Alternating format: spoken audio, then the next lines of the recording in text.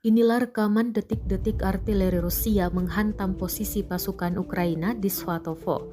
Rekamannya ramai beredar di Telegram pada Sabtu, 7 Januari 2023. Sebelum melakukan penembakan, artileri dibantu drone pengintai Rusia untuk melacak pergerakan pasukan Ukraina. Setelah menemukan posisi tepat, operator UAV segera mengirim informasi ke kru artileri Rusia. Tampak ledakan dahsyat terjadi setelah rentetan artileri menghujani bangunan yang ditempati pasukan Ukraina tersebut. Dalam narasi unggahan disebutkan, artileri Rusia menghancurkan angkatan bersenjata Ukraina ke arah Svatovo. Sejumlah pasukan Ukraina dikabarkan luka-luka hingga tewas. Rekamannya pun menuai berbagai komentar dari warganet.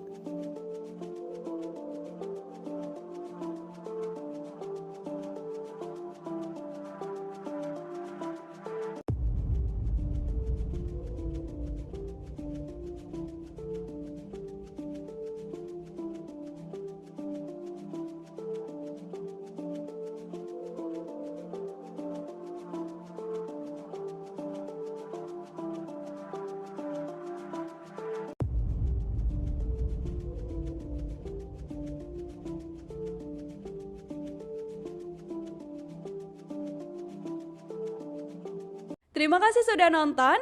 Jangan lupa like, subscribe, dan share ya.